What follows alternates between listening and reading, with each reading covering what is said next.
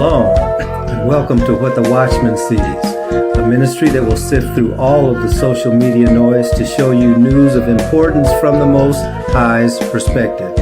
As watchmen, we are here both to warn of dangers and give biblical answers for dwelling in the secret place of the Most High during these times of confusion.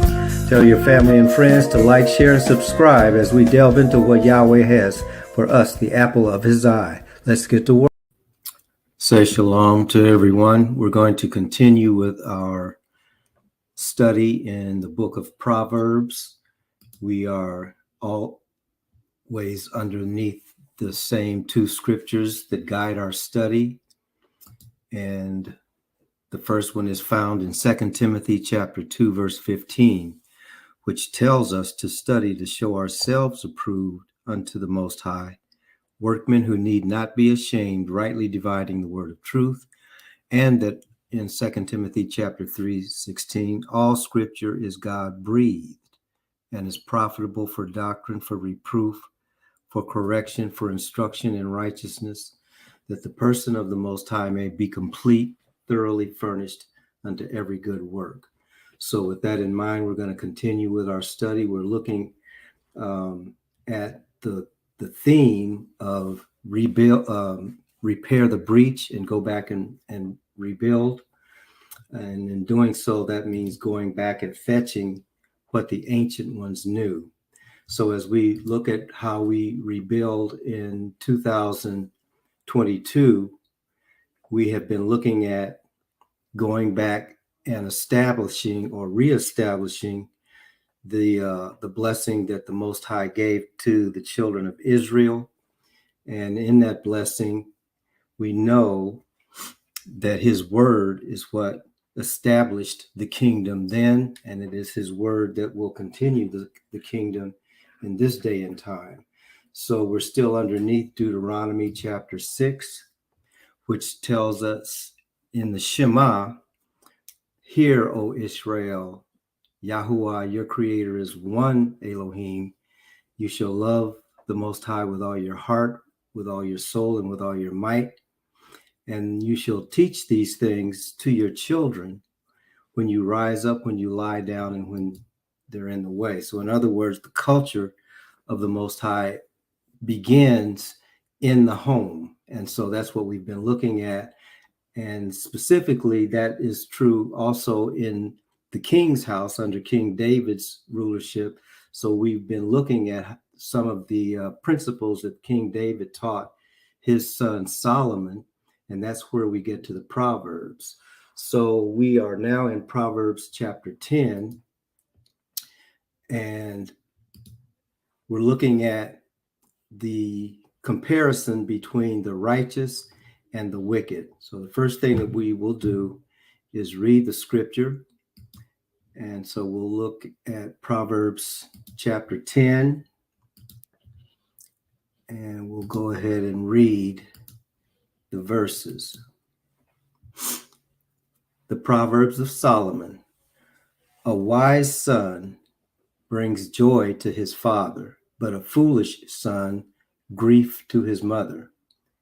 Ill-gotten treasures profit nothing, but righteousness brings deliverance from death. Yahuwah does not let the righteous go hungry, but he denies the craving of the wicked. Idle hands make one poor, but diligent hands bring wealth. He who gathers in summer is a wise son, but he who sleeps during harvest is a disgraceful son. Blessings are on the head of the righteous, but the mouth of the wicked conceals violence. The memory of the righteous is a blessing, but the name of the wicked will rot. A wise heart will receive commandments, but foolish lips will come to ruin.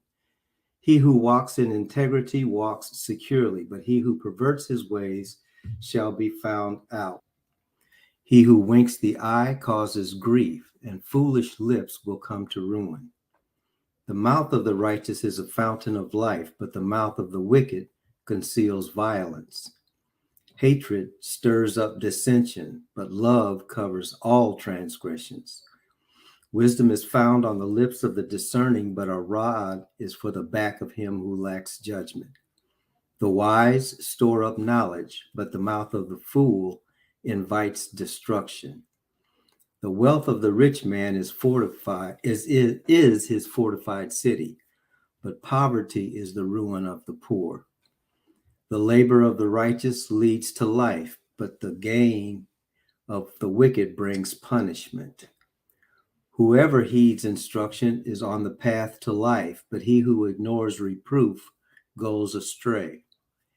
The one who conceals hatred has lying lips, and whoever spreads slander is a fool. When words are many, sin is unavoidable, but he who restrains his lips is wise. The tongue of the righteous is choice silver, but the heart of the wicked has little worth. The lips of the righteous feed many, but fools die for lack of judgment. The blessing of Yahuwah enriches, and he adds no sorrow to it. The fool delights in shameful conduct, but a man of understanding has wisdom. What the wicked man dreads will overtake him, but the desire of the righteous will be granted.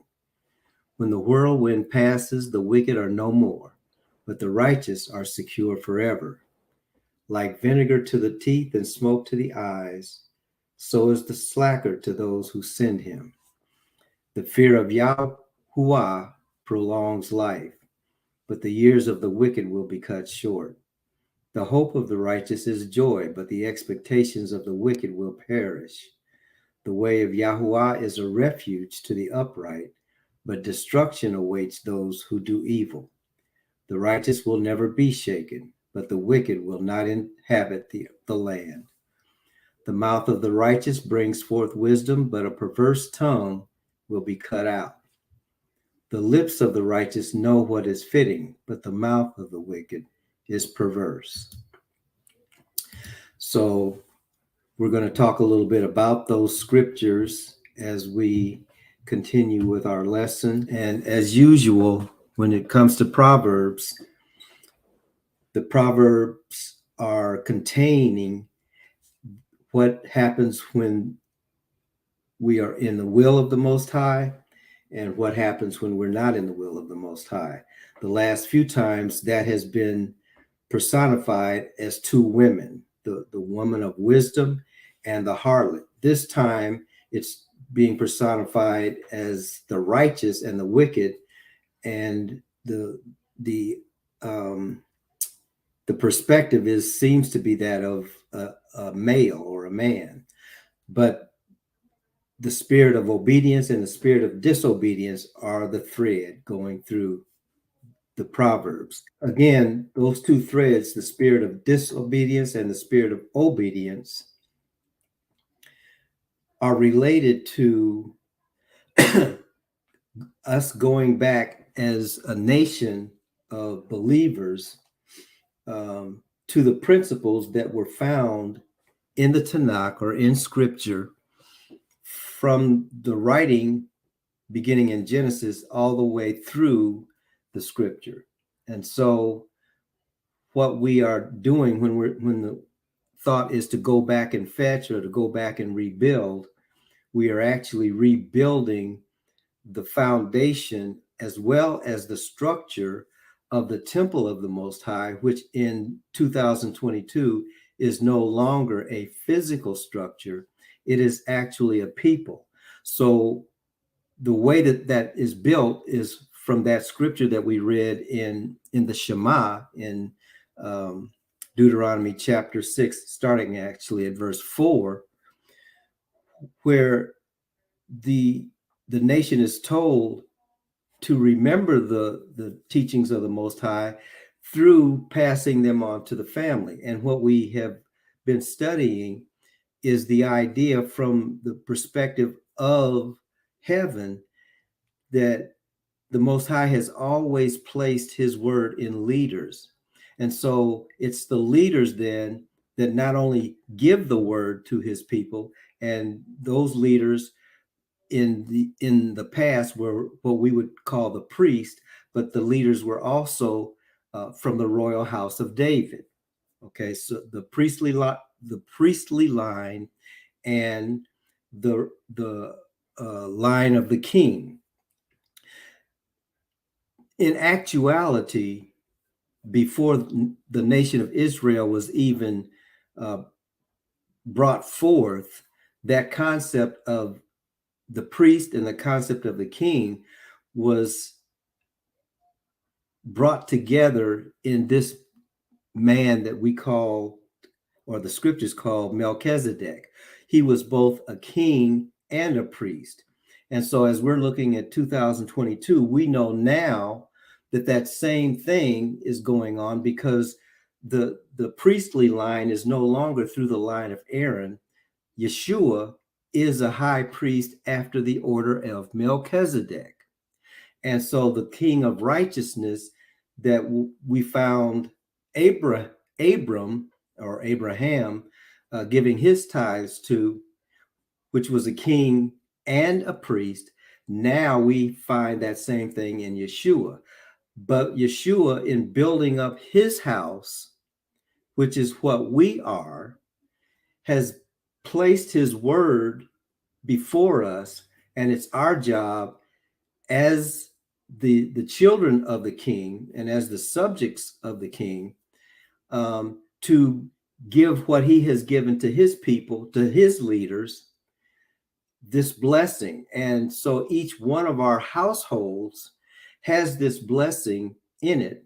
And that's why it's important for us to get the blessing, because we are actually then the living stones in this house that's being built up, a spiritual house to the glory of the Most High. So with that as the background, we will look at what that looks like in terms of what the leaders and the potential leaders or the future leaders are being taught. So, in other words, we teach these things to our children. First, we have to embrace them as the parents or as the heads of our households, but the whole nation is to be doing that. So, what the nation is understanding is, as you build your little brick, or as you allow your little brick or your living stone to be built, here are the principles that go into that brick, that stone, that living stone. I'm saying principles, but we could also say the ingredients that go into those living stones. So the ingredients that go into the children getting this message is, there are two tracks that you are looking at. One is the track of righteousness, and the other is the track of wickedness. So in Proverbs 10, righteous is actually defined, the word is Sadiq. And if you look up that Hebrew word, it's actually the same root word that's used in Melchizedek.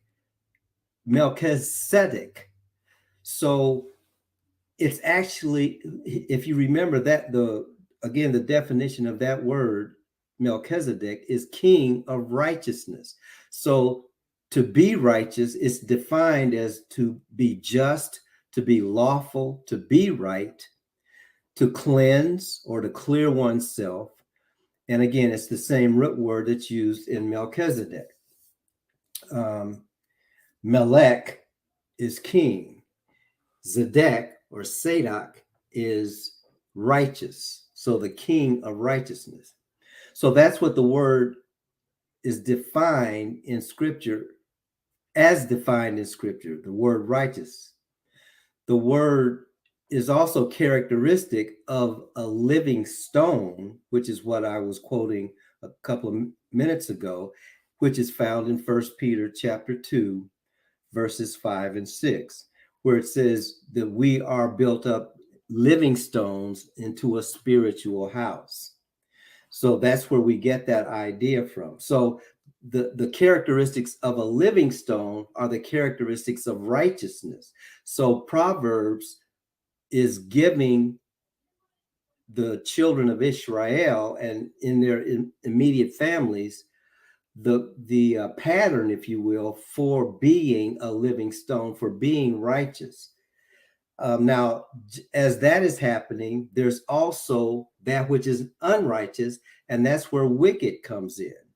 Wicked is defined very specifically as well, and it's guilty of sin, that which is condemned, that which is ungodly. So, as is the case with righteousness, it has to do with an action of being right. Wickedness has to do with an action of being in the category of the disobedient, which is what sin is. Sin is actually a transgression of the law. That's what Hebrews says. So the wicked are guilty of transgressing the law of righteousness. So Proverbs actually juxtaposes both so that we can see and the examples side by side. And that's what Proverbs chapter 10 is doing as well. So we'll put those side by side, comparing the righteous and the wicked. So we've already read the scriptures, but the righteous, it says that the wise son brings joy to his father. So if you are righteous, you're also wise, and your wisdom is a joy to your father. And then on the opposite, but the wicked or a foolish son is a grief to his mother. Now, the foolish son is a grief to his father too, just like the wise son is a joy to his mother as well. So the focus is on what the son is doing and how that is either a blessing to the parent or a curse to the parent. So that's the point. And then it goes on to say righteousness is actually equated with deliverance. So the righteous will deliver themselves. The wicked have ill-gotten treasures that will give them nothing. The righteous don't go hungry. The righteous are fed by the Most High, but the craving of the wicked is denied from heaven. Now, the wicked's craving is never satisfied, and the craving is going to be addressed, but not from heaven. Heaven starves out the wicked. Heaven feeds the righteous, and that's why it says the righteous don't go hungry. Another characteristic of the righteous are diligent. What does that mean? It means knowing what the scriptures say, knowing what the teaching says about how to be right, about how to live right, about how to speak right and righteous things. And as we give diligence to those things, which again takes us back to 2 Timothy chapter 2, verse 15, when it says, study to show yourselves approved unto the Most High. That word study actually means to give diligence to the teachings of the Most High. So when the righteous gives diligence to the blessings of the teaching that has been given, that is what brings wealth to the righteous.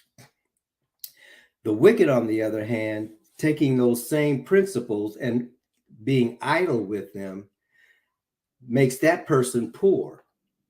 So again, you have the contrast. The diligent brings wealth upon themselves, the wealth of heaven. The idle, which means not doing the work that has been given, not giving diligence to what has been being brought down from heaven, makes one poor when it comes to the things of heaven. I'm mentioning the things of heaven because just because your hands are idle about the things of the Most High doesn't mean that your hands are not about some sort of mischievous behavior. And sometimes that mischievous behavior in the world's system can be very profitable. But from heaven, your hands are seen as idle because you're not doing what you need to be doing for the Most High. The righteous gathers in the summer, and during the summertime, when people would tend to want to just lay back and do nothing, the righteous, similar to what the ants do, is working through the summer and gathering the blessings for the upcoming times of distress and times of cold and winter, etc. So he's taking advantage of those summer times and summer days, and that's a wise thing to do. Well, whereas the wicked is just sleep, and not only sleep during the summer, but sleep during harvest, the time when things are supposed to be gathered in. The wicked is idle or sleeping, and therefore that which should be gathered in is not gathered in, and that's a disgraceful thing, as the scriptures describe it. So the righteous then bring blessings on their head, whereas the mouth of the wicked conceals violence. So again, in this particular slide, what we're seeing is the contrast between the righteous and the wicked, and both are happening in real time in a parallel fashion. Our actions and the intents of our hearts determine which category we find ourselves in. But the wise son is being told, here's what wisdom looks like, here's what diligence looks like, here's what following the words of the Most High looks like, and here's what it looks like when you don't do that. So the king's son is being encouraged to be righteous and walk away from the characteristics of the wicked. So that continues in verses, actually that the first one should have been 1 through 14, but it continues with the fact, with the righteous, memory is a blessing, because what's being remembered are the words of the Most High, and therefore their name is remembered by the Most High and by those who are to be blessed by that living witness that the righteous are providing. Whereas the wicked, it says the name of the wicked will rot. There is no soundness in the name of the wicked. A wise heart receives commands. So if you're righteous, you're going to receive the commands of the Most High. The wicked has foolish lips, speaking their own mind, if you will, and those foolish lips will come to ruin. The righteous walks in integrity, and because of walking in integrity, secures their position, as well as is an example for others as to what integrity looks like. The wicked perverts their way, and eventually they're found out for what they're doing, so that they're found out not to be walking in integrity. The mouth of the righteous is a fountain of life. The mouth of the wicked conceals violence. The mouth of the righteous actions emit love, which covers all transgressions. There's a Bible verse in the New Testament that says love covers the multitude of sins. So that's who the righteous are, and that's how they operate. They operate in love, and that love then covers all transgressions. Hatred, which is the opposite, stirs up dissension. So when the wicked hate, then what follows the hate, or what is stirred up by the hate, is dissension. So I would ask you, which type of world are we living in? Which type of society are we living in? Are we living in a society where love has covered all transgressions, or are we living in a society where hatred continually stirs up dissension and strife? Wisdom is found in the lips of the discerning. So what the righteous speak, what comes out of their mouth is wisdom, and that wisdom then gives the righteous understanding, which is what discerning and discernment is. Whereas in the wicked, a rod is the result, a rod across the back of he who lacks judgment. So wisdom, when it's found in the lips of the discerning is judgment. Discerning is the ability to know what is righteous and what is unrighteous. And that's a blessing. When it comes to the wicked, they are going to get a rod across the back because they lack that judgment. The righteous stores up knowledge, whereas the mouth of the fool invites destruction, the fool being the wicked again. So there are other verses that actually talk about, and we probably will get to it shortly, but when it says that the righteous stores up knowledge, what that also means is, as in the case, if you remember when the angel came to Mary, the mother of Yeshua, and told her that what was going to happen to her, it says and once the angel left, it said Mary kept these things in her heart. She pondered these things in her heart. In other words, she stored up that knowledge in herself. She just didn't go out immediately and start spouting what the angel had given her. That's how the righteous are. The righteous store up the knowledge before letting it come out of their mouth, whereas the wicked foolishly just speak whatever's on the top, off the top of their head, and that's what invites destruction. Okay, continuing with the thought of the righteous and the wicked, the wealth of the rich is like a fortified city. Okay, when it comes to the wicked, poverty is the ruin of the poor. Now, that doesn't mean that the poor are wicked. What it's talking about is that the end result of wickedness ultimately is your poverty, because that's going to ruin you. All right. And so the wealth of the rich is this fortified city. What is the fortified city? It's the city, it's akin to the city that Nehemiah was told and Ezra were told to go back and rebuild. It's the house and the city where the word of the Most High is. And that's where the wealth of the nation is. It's not in gold and silver and cattle and clothing. It's actually in the word itself. So when it says the wealth of the rich is like a fortified city, that's what it's talking about. And that's why the wicked are considered to be poor, because they have poverty in that area. It goes on to say labor leads to life. So when the righteous are working the plan, working the commandments that the Most High has given them, that leads to life. The gain of the wicked brings punishment. So the work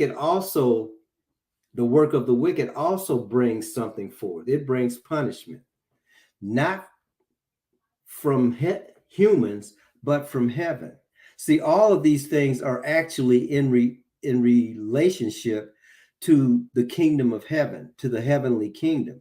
Now, they may play themselves out with human beings and even with human institutions, but the ramifications of righteousness and the benefits of righteousness come down from heaven. The consequences for the wicked also come down from heaven. So going on, the righteous heed instruction, and that's what leads them into the way of life. Again, the wicked bring punishment and they ignore reproof, which leads them further astray. See, instruction sometimes comes in the form of reproof. Sometimes the righteous have to be corrected. Sometimes the righteous have to be chastised. And because they're righteous, once they are chastised, the chastisement is received and the behavior changes. Whereas the wicked, ignore the chastisement, they ignore the reproof, and that leads them further astray. Astray from what? Astray from the path of righteousness, astray from the path that leads to life. So they then are now on the path that leads to death. Continuing, he who restrains his lips is wise. That's what we were talking about a couple of minutes ago. So you don't tell everybody everything that you know if you're righteous. But the wicked have many words. And anytime you have anybody who loves to talk, sin almost immediately follows all of that. Okay. So many words of the wicked lead to sin. The righteous restrains what comes out of his or her lips. The wicked does not. Because the tongue by the righteous is seen as choice silver. It's seen as valuable. So you treat it as such. And then it says, but the heart of the wicked has little worth. So the tongue actually is, for the righteous, is actually coming from a heart that has been surrendered to the Most High, whereas the heart of the wicked has not surrendered the tongue to the Most High, and therefore that heart has little worth.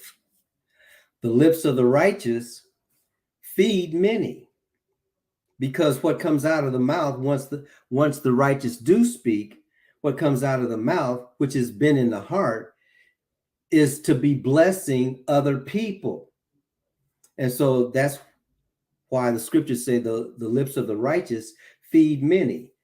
That's another indicator of who the righteous are. The righteous are going to be sharing life to other people. But it says the opposite of that, fools die from lack of judgment. The fool doesn't, or the wicked don't have judgment when it comes to that which should be edifying. Okay, so people don't get edified by the wicked. The only thing that happens with the wicked is more wickedness. Now they can share wickedness with other people, but they can't share righteousness.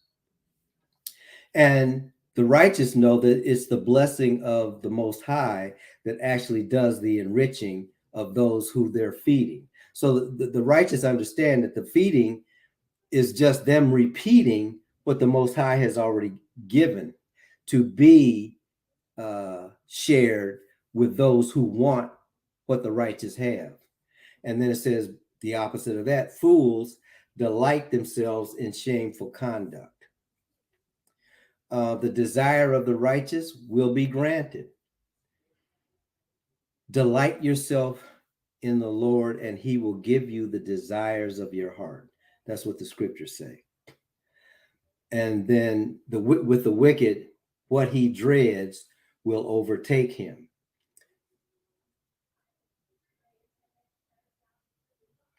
That speaks for itself, so I'm not even going to comment on it. But the wicked lives, well, I will say this, the wicked lives under dread. The wicked lives under fear. Now, sometimes the fear is covered up by bravado and evil deeds that make the wicked appear to be stronger than they actually are. But the wicked actually has dread on his soul, on her soul, because they know that they're not in the will of the Most High. And they know that eventually what they are dreading, which is to have to stand before the Most High, is going to overtake them. They know this. Okay. So when we're righteous, we don't have to worry about that. We don't have to think about this. The righteous don't have to worry about judgment day because we're being judged now. And on judgment day, what the righteous receive is the crowns, the crown of life, which the Most High will give to those who love him. That's what the righteous receive. The day of judgment is a day of judgment for the wicked, not the righteous. Okay, so then we'll continue. Righteousness, the righteous survive the whirlwind. Do you remember that scripture in Matthew chapter 7? It's at the very end of Jesus's Sermon on the Mount. If you haven't read the Sermon on the Mount, it starts in Matthew chapter 5 and goes through Matthew chapter 7. If you really want to know who Jesus is and what his expectations for those who would follow him are, read Matthew chapter 5 through 7. This gentle Jesus that everybody talks about and sometimes mischaracterizes has a lot to say to us, his disciples, and also to those who decide not to be his disciples. But even to his disciples, he says in Matthew chapter 7, verses 25 through 27, he who hears these sayings of mine, what sayings? Those things that he just taught on the Mount, the Sermon on the Mount, all those things that he taught. He who hears these sayings of mine and does them, so not only hearing, but doing, it says, I will liken unto a man who built his house on a rock, and the winds came and the waves came and beat against that house, and it stood because it was founded on a rock. So when the righteous hear the word and do the word, when the whirlwind comes, a whirlwind is a tornado. Okay.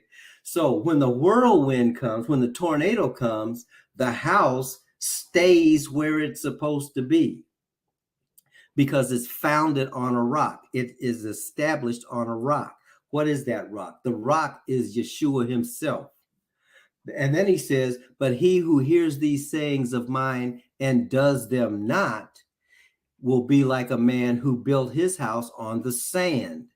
And when the winds came and the waves came and beat against that house, it fell, and great was its destruction. So why? Because we have heard what Yeshua has said, and we have not done what he said, or we have chosen not to hear what he said, and therefore have not done what he said.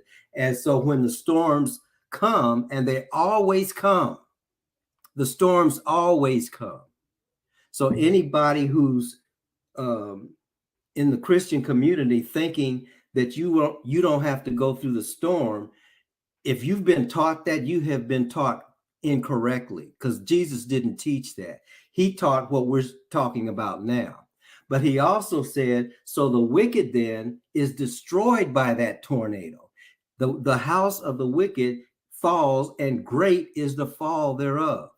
Okay, so that is what happens to the wicked when the word of Jesus, Yeshua, is given and ignored, and it happens to the righteous when the word is given and done, that they have a strong foundation and they will continue to have life in their households. Now, when it comes to the righteous, it says the fear of Yahuwah prolongs life.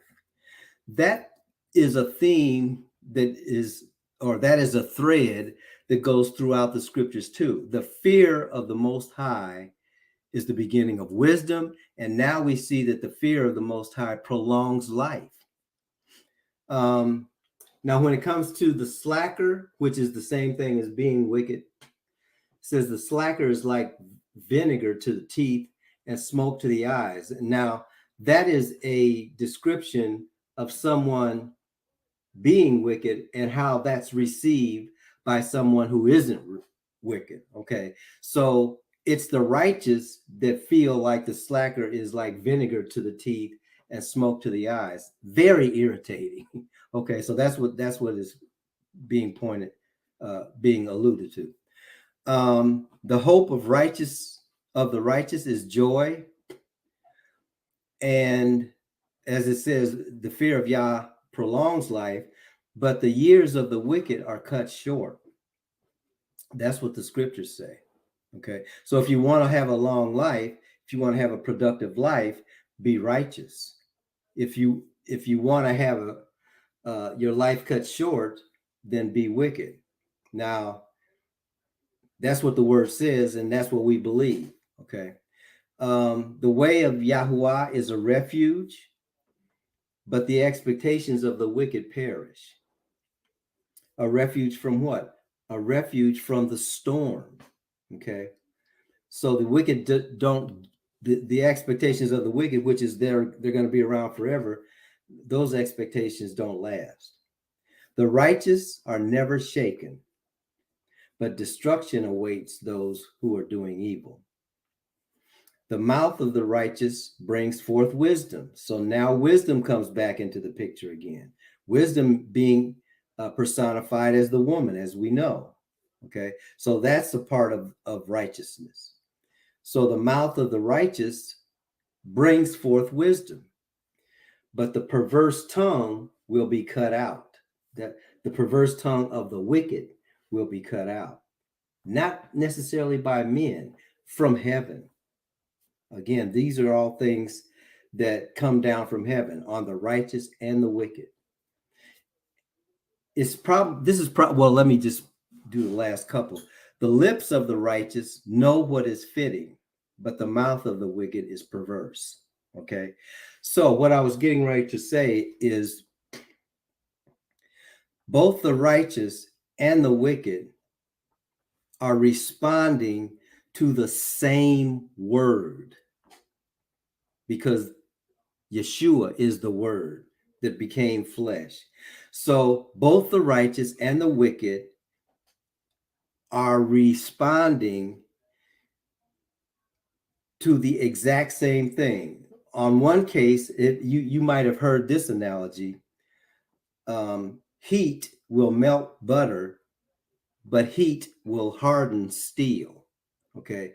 And so how do you know the difference? It depends on what's in that which is being which heat is being applied to. And so it's the same way with that which comes down from heaven. That which comes down from heaven is what it is. And that which receives it, the results depend on what's in us, those who are on the receiving end. So if we can choose to be righteous and get the blessings of the righteousness, or we can also choose to be wicked and get the curse of wickedness. But it's the same word. That's why the scriptures say, I am Yahuwah, I change not. So yeah, that's the end of what we had for this lesson. So again, Proverbs chapter 10 is the rehearsing of the attributes of the righteous to the word of the Most High, and the I won't even call them attributes, and the characteristics of the wicked, which are also a response to the word of the Most High. But the word is the same word, and the word became flesh, dwelt among us. We beheld his glory. The glory is of the only begotten of the Father, full of grace and truth. The Father bless you and keep you. The Father make his face to shine upon you. The Father lift up